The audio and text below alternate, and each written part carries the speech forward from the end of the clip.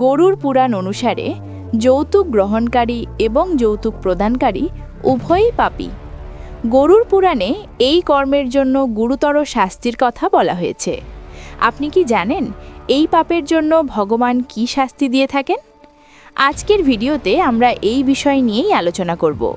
তো বন্ধুরা, ভিডিওটি শুরু করার আগে যদি আপনি আমাদের চ্যানেলে নতুন হয়ে থাকেন তাহলে চ্যানেলটি সাবস্ক্রাইব করে দিন। হিন্দু ধর্ম অনুসারে 16টি প্রধান ধর্মানুষ্ঠান রয়েছে, যার সবকটি পরিত্রাণের জন্য সম্পন্ন করতে হবে। যারা এগুলি সম্পন্ন করতে ব্যর্থ হয় তারা সারা জীবন ভূতের মতো নশ্বর জগতে ঘুরে বেড়ায়। বিবাহ একটি প্রধান আচার। যারা কন্যাদান অর্থাৎ কনের উপহার ব্যতীত মূল্যবান জিনিসপত্র দাবি করে বা দান করে বা যৌতুকের জন্য লোভী হয়, তাদের তমিশ্রা নামক নরকে নিক্ষেপ করা হয়।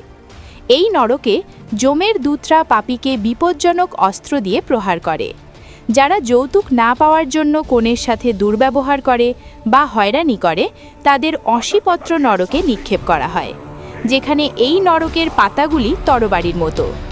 যারা প্রতারণা করে এবং হয়রানি করে, তাদের এই বনে নিক্ষেপ করা হয়, যেখানে তারা বছরের পর বছর যন্ত্রণা ও নির্যাতন সহ্য করে।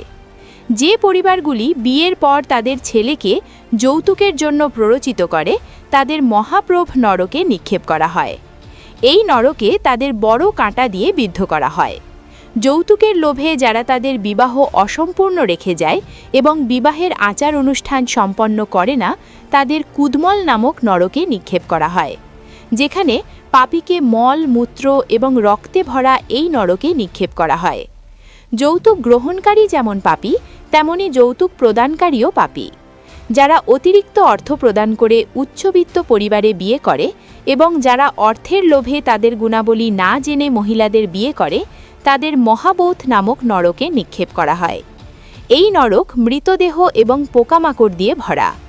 যারা তাদের কন্যাদের বিক্রি করে এবং অর্থের জন্য বিয়ে করে, তাদের এই নরকে উল্টো করে নিক্ষেপ করা হয়।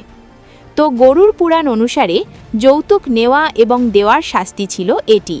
বন্ধুরা, ভিডিওটি ভালো লাগলে একটি লাইক করে দেবেন, আর একবার কমেন্ট করুন জয় শ্রীকৃষ্ণ।